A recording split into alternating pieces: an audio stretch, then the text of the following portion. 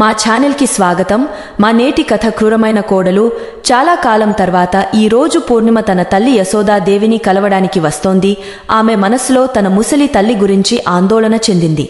ఉబ్బసంతో బాధపడుతోంది. కానీ పూర్ణిమ తన తల్లి ఇంటికి పెద్దగా రాకపోవడానికి కారణం ఆమె కోడలు దురుసుగా ప్రవర్తించడమే.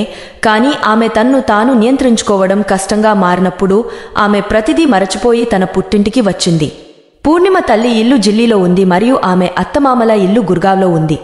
ఆమె తల్లి కాకుండా ఆమె ఏకైక సోదరుడు మరియు ఆమె కోడలు అక్కడ ఉంటారు. పూర్ణిమ ఆమె సోదరుడి కంటే 8 ఏళ్లు పెద్దది. ఆమెకు 16 ఏళ్ల కుమారుడు ఉన్నాడు. పెళ్ళై 5 ఏళ్లు గడిచినా తన తమ్ముడికి సంతానం కలగలేదు. పూర్ణిమ ఇంట్లోకి రాగానే చుట్టూ నిశ్శబ్దం ఆవరించింది. కోడలు జ్యోతి బయటికి వచ్చి ఆమె ముఖం చాటేసింది. తర్వాత మెత్తగా నవ్వుతూ నమస్తే రామ్ ఫార్మాలిటీస్ పూర్తి చేసింది.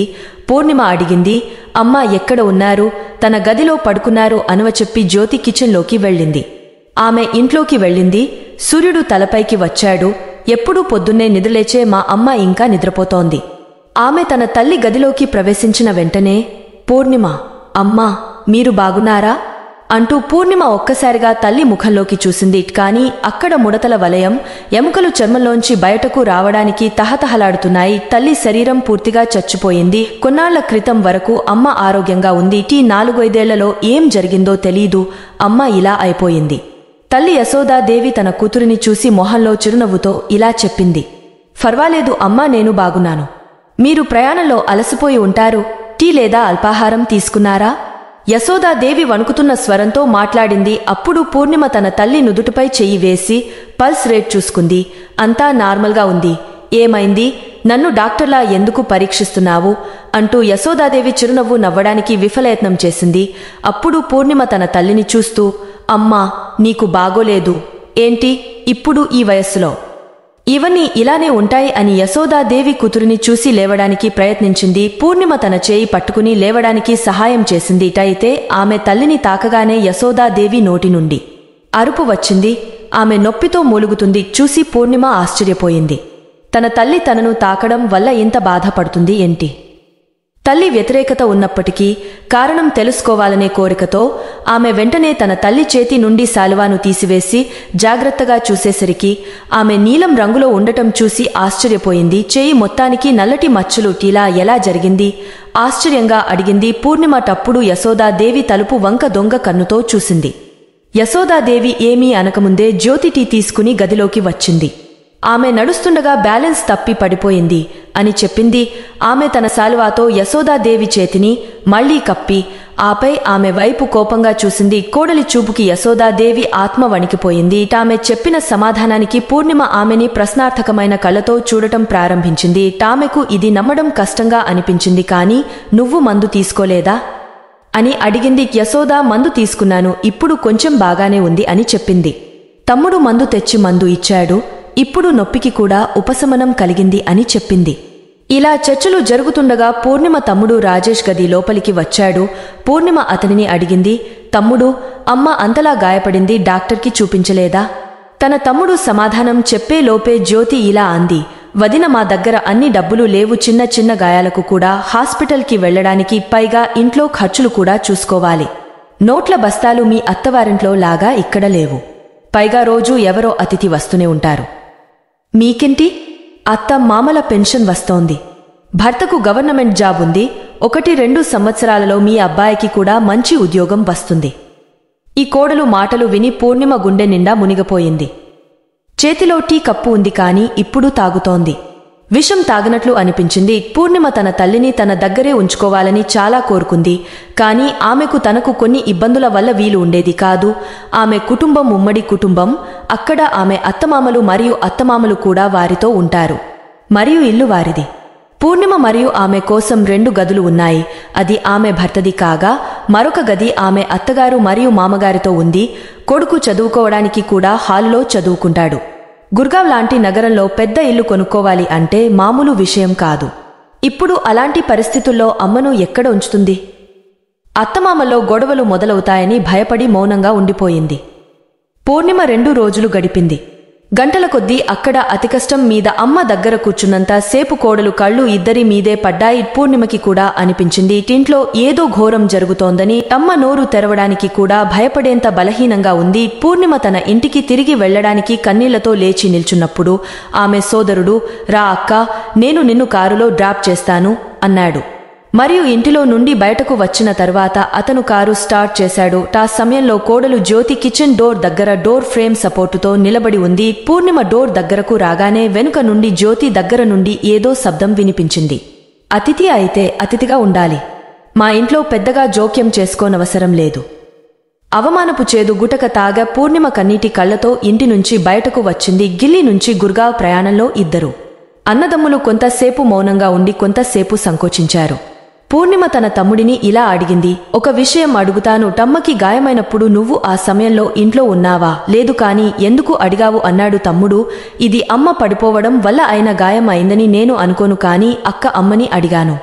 ఏమైందని కాని అమ్మ మాత్రం కింద పడిందని చెప్పింది. అందుకే దెబ్బ తగిలిందని నాకు అనుమానం వచ్చింది. అది వేరే విషయం. మరి నీ భార్య ప్రవర్తన చూసి తల్లి ఏదైనా చెప్పడానికి భయపడుతోంది. పూర్ణిమ మాటలు విని రాజేష్ మొహం వికటించి, అక్క ఇప్పుడు గొడవ చేయకు. జీవితం ఇప్పటికే గొప్పగా ట్రాక్లోకి వచ్చింది. కష్టాలు, అత్తగారికి కోడలికి గొడవల వల్ల చాలా బాధపడ్డాను. నీకు అన్నీ తెలుసు. ఆ జ్యోతి చిన్న విషయం మీద కట్నం అంటూ తప్పుడు కేసు పెట్టి మమ్మల్ని కూడా వెళ్లేలా చేసింది. జైల్లో నేనేమీ బాధపడలేదు కదా. ఆ సంగతులన్నీ గుర్తొస్తే ఇంకా వణుకు పుడుతుంది అక్క. ఇప్పుడు నాకు ప్రశాంతంగా బ్రతకాలని ఉంది. తమ్ముడు మాటలు విన్న పూర్ణిమ తనతో ఏమీ మాట్లాడకపోవడమే మంచిదనిపించింది. కాని ఆమె మనసులో ఎన్నో ఆలోచనలు సాగుతున్నాయి. మరోవైపు భర్త వదిన ఇంట్లోంచి వెళ్లగానే జ్యోతి తన అత్త గదిలోకి వచ్చి ఆమె చేయి పట్టుకుని కుదిలించింది. ఆమె గాయం కారణంగా యశోదాదేవి నోటి నుండి పెద్దగా అరుపు వచ్చింది. తప్పుడు జ్యోతి బలవంతంగా నా గురించి మీ కూతురికి ఎందుకు ఫిర్యాదు చేస్తావా అని కళ్ళు పెద్దవి చేసి మాట్లాడుతుంది. ఆమెని చూడగానే యశోదాదేవి వణికిపోయింది. టొక్క మాట చెవులు విప్పి విను, ఇంట్లో ఏదైనా విషయం బయటకు వస్తే మా నాన్నగారితో చెప్పి మీందరూ నన్ను వరకట్నం కోసం వేధిస్తున్నారని మీ అందరినీ కేసులో ఇరికిస్తాను. మీ కుటుంబం కట్నం కేసులో ఇరుక్కుంటుంది. కాదు కోడలు, నేను ఎవరికీ ఏమీ చెప్పలేదు. అవును అని భయంతో చెప్పింది యశోదాదేవి. ఇంకా చెప్పకు, లేకపోతే అని జ్యోతి హెచ్చరించింది. ఇక విశ్రాంతి తీసుకుంది చాలు. ఇల్లు శుభ్రం చేయడం, చీపురు పాత్రలు శుభ్రం చేయడంలో ఎవరు చేస్తారు? ఇప్పుడు జబ్బుపడినట్లు నటించడం మానేసి త్వరగా రండి. యశోదాదేవి భయంతో కోడలు వైపు చూడటం మొదలుపెట్టింది. అప్పుడే జ్యోతి వచ్చి అంది, అవునా లేదా నీకు కర్రతో వడ్డించాలా? లేదు, వస్తున్నాను కోడలా అని యశోదాదేవి వణుకుతూ అంది. ధైర్యం చాలక త్వరగా లేచి అన్ని పనులు చేయడం ప్రారంభించింది. అసలు రాజేష్ మరియు జ్యోతి ప్రేమ వివాహం చేసుకున్నారు. ఇద్దరూ ఒకే కాలేజీలో చదువుకున్నారు. మరియు కొన్ని సమావేశాలలో ఇద్దరూ నిర్ణయించుకున్నారు పెళ్లి చేసుకోవాలని. యశోదాదేవికి కొందరి నుంచి సమాచారం రాగా జ్యోతి, ఆమె కుటుంబం మంచివాళ్లు కాదని, ఆ ఇంట్లో సంబంధ బాంధవ్యాలు వద్దని చాలా మంది సలహా ఇచ్చారని, అయితే కుటుంబీకుల నుంచి చాలా వ్యతిరేకత వచ్చినా రాజేష్ వినలేదు. మరోవైపు జ్యోతి కూడా రాజేష్ను పెళ్లి చేసుకుంటానని మొండిగా ఉంది. కాని చివరికి కుటుంబ సభ్యులు వారి మొండితనానికి తల వంచవలసి వచ్చింది. మరియు జ్యోతి ఇంట్లోకి కోడలిగా వచ్చింది. రాజేష్ తన పెళ్లి తర్వాత తన తల్లికి పూర్తి విశ్రాంతి లభించాలి కోరుకున్నాడు. అతని భార్య ఇంట్లోనే ఉండాలి. కానీ జ్యోతికి ఇంటి పని చేయడం లేదా ఇంట్లో ఉండడం ఇష్టం లేదు. కొంతకాలం సంస్కారవంతంగా మరియు ఆదర్శవంతమైన కోడలుగా నటిస్తూనే ఉంది. కానీ క్రమంగా ఆమె అసలు రంగు చూపించడం మొదలుపెట్టింది. పార్టీలకు వెళ్లడం, అనవసరంగా ఖర్చు పెట్టడం ఆమెకు అలవాటుగా మారింది. తరచుగా రాజేష్ పనికి వెళ్లిన తర్వాత వాకింగ్కి వెళ్లి సాయంత్రం ఇంటికి వచ్చేది. ఇంట్లో ఉన్నప్పుడు కూడా ఏదైనా బాధ్యతగా ఉండేది కాదు. యశోదాదేవి ఈ విషయాన్ని తన కోడలికి వివరించేందుకు ప్రయత్నించగా జ్యోతి ఆమెపై విరుచుకుపడేది. తన కోడలు గురించి కొడుకుకు ఫిర్యాదు చేయగా తీవ్ర ఆగ్రహంతో రాజేష్ అతని భార్య ముఖం మీద కొట్టాడు. జ్యోతి రాజేష్ మరియు అతని తల్లికి గుణపాఠం చెప్పడానికి జ్యోతి తన తండ్రిని అబద్ధం చెప్పి వారిపై కేసు పెట్టింది. జ్యోతి తండ్రి పోలీసులో ఉన్నాడు. వరకట్నం డిమాండ్, గృహహింస, దాడి, తల్లి కొడుకులపై ఇలాంటి సెక్షన్ల కింద కేసు నమోదు చేసి పోలీసు రిమాండ్కు గురయ్యారు. అంత డబ్బు ఖర్చు చేసినా ఏమీ ప్రయోజనం లేదు. కాబట్టి విషయం పరస్పర అంగీకారంతో బయటపడ్డారు. మరియు ఆ తర్వాత జ్యోతి యొక్క ఆ ఇంట్లో ఛత్రపాలన మొదలైంది. మరియు యశోదాదేవి తన కోడలు గురించి చాలా భయపడింది. ఆమె ఈ దారుణాల గురించి ఎవరికీ ఫిర్యాదు చేయలేదు. రాజేష్ సోదరి పూర్ణిమను ఆమె ఇంటికి పంపించారు. రాజేష్ సాయంత్రం ఇంటికి వచ్చేసరికి జ్యోతి ఇంట్లో లేదు. బజారుకి వెళ్ళిందేమో అనుకుంటూ రాజేష్ తన తల్లి గదిలోకి వెళ్లాడు. లోపలికి వెళ్లి చూసేసరికి తల్లి మంచంపై పడుకుని అక్క గురించి మాట్లాడుతూ తన మనసును కలవరపడుతోంది. రాజేష్ అక్కడా ఇక్కడా చూశాడు గదిలో. ఆ తర్వాత పదే పదే ఓ నిమిషం ఆలోచించి అమ్మ మంచం దగ్గరున్న చిన్న అల్మారా తెరిచి చూడగా లోపల ఓ డైరీ కనిపించింది. నిజానికి యశోదాదేవికి చిన్నప్పటి నుంచి డైరీలు రాయడం అంటే చాలా ఇష్టం. ప్రతి చిన్న విషయం రాసేది. మరియు ఈ విషయం రాజేష్కి కూడా తెలుసు. కానీ తన తల్లి డైరీలో ఏం రాస్తుందో అతనికి తెలియదు. రాజేష్ డైరీ తీసి ఓపెన్ చేయగా మొదటి పేజీలో నా జీవిత ప్రయాణం అని రాసి ఉంది. తన తల్లి జీవితంలోని ఎన్నో తీపి మరియు పులుపు జ్ఞాపకాలతో నిండి ఉంది. రాజేష్ గురించి చదివి నవ్వడం ప్రారంభించాడు మరియు అతని ప్రస్తావన చూసి మరింత సంతోషించాడు. ఈ రోజు నా కొడుకు రాజేష్ పెళ్లి రోజు. కానీ దాని తర్వాత చదివిన అతని కళ్ళలోంచి నీరు ప్రవహిస్తోంది. రాబోయే పేజీలలో యశోద తన కోడలు చేసిన పనుల గురించి చెప్పింది. ప్రతి దారుణం ప్రస్తావనకు వచ్చింది. అది చదివిన రాజేష్ కళ్ళలో నుంచి నీళ్లు కారడం మొదలైంది. ఈ రోజు నా కోడలు నా తలపై కర్రతో కొట్టి నా ముఖంపై వేడిటి విసిరి నా జుట్టును లాగింది. దేవా, మమ్మల్ని రక్షించు. ఇదిగో నిరంకుశ కోడలు బారి నుండి ఇదంతా చదివి రాజేష్ షాక్ అయ్యాడు.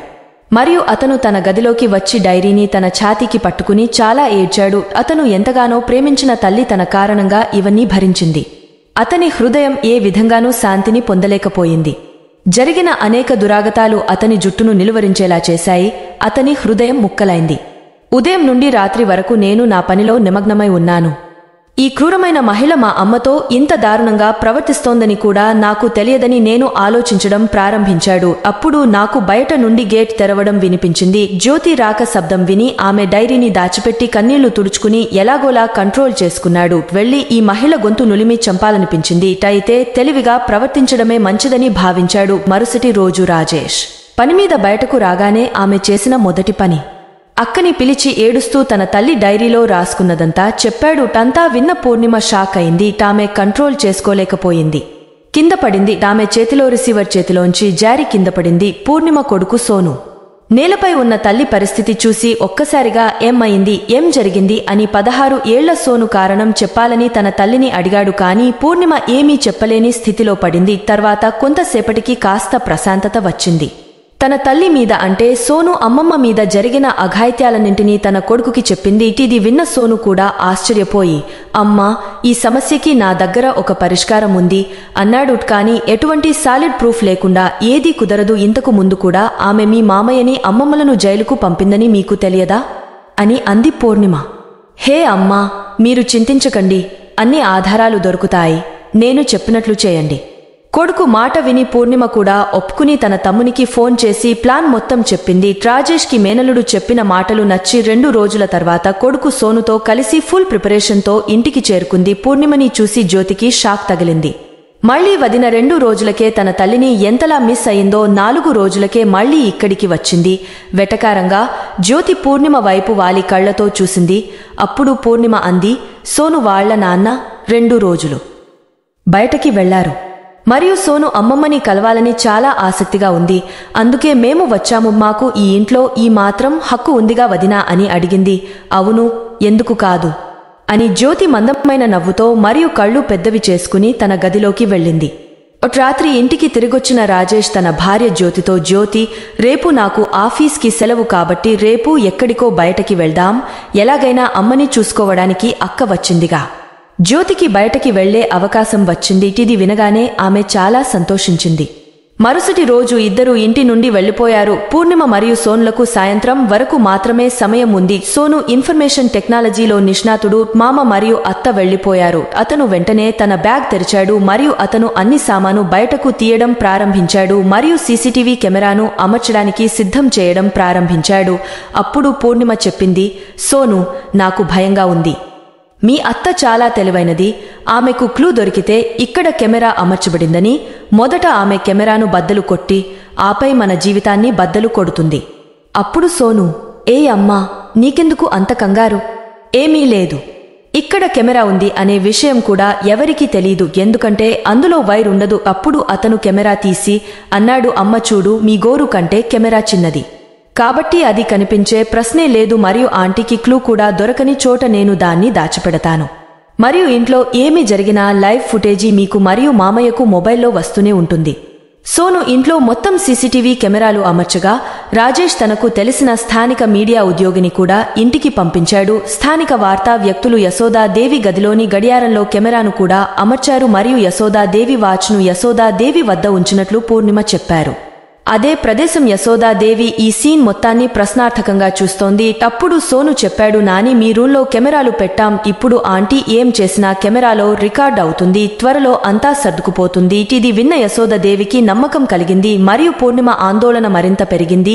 ఈ విషయం తల్లికి తెలిస్తే ఈ విషయం తల్లి తన కడుపులో ఎక్కువసేపు దాచిపెట్టదు మరియు ఇది జరిగితే ప్రళయం వస్తుంది. రాజేష్ రాత్రి భార్యతో ఇంటికి వచ్చాడు. ఇద్దరు బయటి నుండి తిండి తిన్న తర్వాత వచ్చారు కాబట్టి జ్యోతి తన గదిలోనే పడుకుంది. పూర్ణిమ కూడా భోజనం వండి అందరికీ తినిపించింది. ఈ రోజు చాలా రోజుల తర్వాత యశోదాదేవి ప్రశాంతంగా భోజనం చేసింది. అప్పుడు రాజేష్ సోను దగ్గరకు వచ్చి పని అయిందా అని అడిగాడు. సోను నవ్వుతూ, అవును మామా, మొత్తం పని బాగానే జరిగింది. మీ మొబైల్లోని ఫుటేజీని చూసుకోండి. ఏదైనా తప్పు జరిగిన వెంటనే పోలీసులకు కాల్ చేయండి. మరుసటి రోజు తెల్లవారుజామున రాజేష్ తన సోదరిని గుర్గావ్కు డ్రాప్ చేయడానికి వెళ్లాడు. అతను తిరిగి వచ్చేసరికి 10 గంటలైంది. రాజేష్ ఇంటికి తిరిగి వచ్చినప్పుడు జ్యోతి అడిగింది, ఏమి జరుగుతోంది? మీ సోదరి ఎందుకు వస్తుంది ప్రతిరోజు ఇక్కడికి? రాజేష్ చెప్పాడు, ఇది ఆమె పుట్టిల్లు మరియు ఆమె ఎప్పుడు కావాలంటే అప్పుడు తన తల్లిదండ్రుల ఇంటికి రావచ్చు అంటూ రాజేష్ తన గదిలోకి వెళ్లి అల్మారా తెరిచి ఏదో వెతకడం ప్రారంభించాడు. జ్యోతి కూడా అతనిని అనుసరించి పెద్ద గొంతుతో, అవును, ఎందుకు కాదు, మీరు పన్మనిషిలా వారికి సేవ చేస్తూనే ఉంటారు. అప్పుడు రాజేష్ కంగారుగా అన్నాడు, అది అంత పెద్ద విషయమా? సరే, అదంతా వదిలేయి. 3-4 రోజుల క్రితం నేను అల్మారాలో ₹1,00,000 ఉంచాను. అది నాకు కనిపించలేదు. నువ్వు తీసుకున్నావా? రాజేష్ అడగగా జ్యోతి, అవును, షాపింగ్కి కావాల్సింది. ఆ డబ్బు అంతా తీసుకుని ఖర్చు పెట్టాను. అది విన్న రాజేష్ షాక్ అయ్యాడు. షాపింగ్కి ₹1,00,000 ఖర్చు చేశావా? ఆ డబ్బు ఈరోజే డీలర్కి ఇస్తానని మాట ఇచ్చాను. ఎందుకు చేశావు? నన్ను అడగకుండా నా డబ్బు ఎందుకు ముట్టుకున్నావు? రాజేష్కి కోపం వచ్చింది. జ్యోతి కోపంగా అంది, నాకు కొంచెం డబ్బు ఖర్చు పెట్టే హక్కు నాకు లేదా? అది కొంచెం డబ్బు కాదు జ్యోతి, ₹1,00,000. ఇలా చెబుతూ రాజేష్ కోపంతో మొహం ఎర్రబడింది. అల్పాహారం తీసుకోకుండానే తన ఆఫీస్కి వెళ్లాడు. ఇక్కడ యశోదాదేవి తన గదిలో ఉంది. కొడుకు కోడలు గొడవ విని కంగారుపడి కూర్చుంది. కొంతసేపటి తర్వాత జ్యోతి యశోదాదేవికి అల్పాహారం పేరుతో 2 కాలిన రోటీలు వేసి ఆమె ముందు విసిరి, త్వరగా తిని పనికి సిద్ధమవ్వు. ఈరోజు నీ కూతురు లేదు, నువ్వు ఇక్కడ విశ్రాంతి తీసుకోవడానికి అంది. యశోదాదేవి కోడలితో అంది, నాకు బాగాలేదు, ఊపిరి సరిగా పీల్చుకోవడంలో ఇబ్బందిగా ఉంది. ఈరోజు ఊడ్చి తుడుచుకునే పని చేయలేను. గొడవతో అప్పటికే కోపంతో ఊగపోయిన జ్యోతికి చెప్పడమే ఆలస్యం. యశోదాదేవి మీద పడింది. సరే, నేను ఇప్పుడు నీకు నయం చేస్తాను కంటూ బ్రేక్ఫాస్ట్ ప్లేట్ని అందుకొని పక్కన పడేసి జుట్టు పట్టుకుని నేలపైకి విసిరి రోలింగ్ పిన్ తీసుకొచ్చింది. ఆ రోలింగ్ పిన్ని చూడగానే యశోదాదేవి భయంతో గట్టిగా అరవడం మొదలుపెట్టింది. ఆమె అరుపుతో జ్యోతికి కోపం 7వ స్థాయికి చేరుకుంది. ఆకాశానికి చేరుకుని రోలింగ్ పిన్ని పక్కకు విసిరేసి, ఈరోజు ఒక్కసారే ఆ పని చేస్తాను, ఈ రోజువారీ తతంగం తీరిపోయింది అంటూ తన చున్నీ తీసింది. యశోదాదేవి మెడకు చుట్టడం ప్రారంభించింది. ఆపై ఆమె తన్ను తాను విడిపించుకోవడానికి ప్రయత్నించింది. ఇలా చేస్తూనే యశోదాదేవి పూర్ణిమ అప్పటికే అనుమానించిన తప్పును చేసి అరిచింది, అవును, రోజువారీ గొడవలు ఇప్పుడు ముగుస్తాయి. మీ ప్రతి పదం మరియు ప్రతి చర్య కెమెరాలో రికార్డ్ అవుతోంది. మీరు ఎంత క్రూరమైన వారైనా మీరు చేయగలరు. ఇప్పుడు మీ పాపాల కుండ నిండుతుంది. యశోదాదేవి ఇలా చెప్పినప్పుడు జ్యోతి షాక్ అయింది. ఆమె ఏమి చెప్పింది? నువ్వు చేసేవన్నీ సీసీటీవీ కెమెరాల్లో రికార్డ్ అవుతున్నాయి. టవును, ఇప్పుడు నువ్వు తప్పించుకోలేవు. అన్ని ఆధారాలు నీకు వ్యతిరేకంగా సేకరిస్తున్నారు అంది. కెమెరా ఎక్కడా? మెడ మీద వత్తిడి పెడుతూ జ్యోతి స్వరం పెంచుతూ యశోదాదేవిని అడిగింది. అటుచూడు అని ఎదురుగా అల్మారాలో పడి ఉన్న పరికరం వైపు చూపింది. కంగారు పడిపోయి, సరే, మీ కూతురు ఇదంతా చేయడానికి ఇక్కడకు వచ్చిందా? కానీ నేను ఆమె ట్రిక్ని సక్సెస్ చేయనివ్వను అంటూ ఆమె త్వరగా తన తండ్రిని పిలిచి వచ్చి అతనిని చూడమని కోరింది. కెమెరా మరియు వైర్లన్నీ తీసి కొద్దిసేపటిలో జ్యోతి తన సబ్ స్పెక్టర్ తండ్రితో కలిసి అన్ని వైర్లను తీసి పరికరాన్ని పూర్తిగా ధ్వంసం చేసింది. విజయంతో వారు చాలా సంతోషంగా ఉన్నారు. కానీ అన్ని ఫుటేజీలు అప్పటికే రాజేష్ మొబైల్లో రికార్డు చేయబడింది మరియు అక్కడ ఇప్పటికీ ఒక కెమెరా పూర్తిగా పనిచేస్తోంది. దాని గురించి యశోదాదేవికి కూడా తెలియదు. స్థానిక వార్తలు ఈ సంఘటన మొత్తం KPF పేజీలో ప్రత్యక్ష ప్రసారం చేయబడుతోంది. దీనిలో లక్షల మంది ప్రజలు జ్యోతి మరియు తన తండ్రి యొక్క అన్ని చర్యలను చూస్తున్నారు. విషయం సబ్ ఇన్స్పెక్టర్కి సంబంధించినది కావడంతో ఎస్పీ సాహిబ్ కూడా ఈ విషయంపై దృష్టి సారించారు. తండ్రి కూతుళ్ళిద్దరూ యశోదాదేవికి ఇంకేమైనా హాని తలపెట్టకముందే రాజేష్తో పాటు స్థానిక న్యూస్ రిపోర్టర్ ఎస్పీ సాహిబ్ బృందం ఘటనా స్థలానికి చేరుకుంది. అక్కడికి చేరుకోగానే యశోదాదేవి ఒక మూలన వంగ కూర్చొని భయంతో ఏడుస్తూ ఉండటం చూశారు. మరొక చోట కెమెరా ఉంది. పరికరం పగిలిన స్థితిలో పడి ఉంది. గదిలోని వస్తువులన్నీ నేలమీద చెల్లాచెదురుగా ఉన్నాయి. జ్యోతి మరియు ఆమె సబ్ ఇన్స్పెక్టర్ తండ్రిని అదుపులోకి తీసుకున్నారు. ఈ రోజు ఆమెకు వ్యతిరేకంగా బలమైన సాక్ష్యాలు సేకరించబడ్డాయి. తండ్రి బలంతోనే ఆమె ఇప్పటి వరకు ఈ పనులు చేస్తూనే ఉంది. తండ్రి కూడా తన కూతురిని ఏమీ చేయలేకపోయాడు. కొద్దిసేపటికే పూర్ణిమ కూడా అక్కడికి చేరుకుంది. మరో 2 గంటల్లోనే ఈ దుశ్చర్య అంతా. నిరంకుశ కోడలు దాదాపు ప్రతి ఛానల్లో ప్రసారం చేయబడింది. నిరంకుశ కోడలు యొక్క ఈ వీడియో చాలా వైరల్ అయింది. దేశంలోని అన్ని న్యూస్ ఛానళ్లు ఈ వార్తను ప్రసారం చేశాయి. 2 రోజుల తరువాత జ్యోతి తండ్రి సస్పెండ్ అయ్యారు పోలీసు ఉద్యోగం నుండి మరియు జ్యోతిని మరియు ఆమె తండ్రిని అదుపులోకి తీసుకుని కోర్టు కేసు నిర్వహించబడింది మరియు ఈ సమయంలో యశోదాదేవి వాంగ్మూలాన్ని కూడా తీసుకున్నారు మరియు చుట్టుపక్కల వారిని కూడా విచారించారు. కొంత సమయం తర్వాత ఆ రోజున కోర్టు తీర్పును ప్రకటించాల్సి ఉంది. అన్ని స్థానిక మరియు జాతీయ వార్తా ఛానళ్లు ఈ కేసును హైలైట్ చేశాయి మరియు ఈ కేసు ఫలితంపై దేశ ప్రజలందరి దృష్టి పడింది. అన్ని సాక్ష్యాలు మరియు వాంగ్మూలాల ఆధారంగా ఈ నీచమైన చర్యకు జ్యోతికి జీవిత ఖైదు మరియు ఆమె తండ్రి పోలీసు ఉద్యోగాన్ని సద్వినియోగం చేసుకుని సాక్ష్యాలను నాశనం చేయడానికి ప్రయత్నించినందుకు 10 సంవత్సరాల జైలు శిక్ష విధించినట్లు కోర్టు నిర్ధారించింది. ఈ నిర్ణయంతో కోర్టు హాలు మొత్తం కరతాళ ధ్వనులతో మారుమోగింది. కోర్టు నిర్ణయాన్ని దేశ ప్రజలంతా మెచ్చుకున్నారు. ఈ రోజు సోను తెలివితేటల వల్ల యశోదాదేవికి మాత్రం కాదు తన కొడుకుకి కూడా కోడలు చేసిన అకృత్యాల నుంచి విముక్తి పొందాడు. రాజేష్ తన క్రూరమైన భార్య యొక్క బానిసత్వం నుండి కూడా విముక్తి పొందాడు. కాబట్టి మిత్రులారా, మీకు ఈ కథ ఎలా ఉందో కామెంట్ చేసి మాకు తెలియజేయండి మరియు ఛానల్ని సబ్స్క్రైబ్ చేసుకోండి. కొత్త కథనంతో మళ్ళీ కలుద్దాం.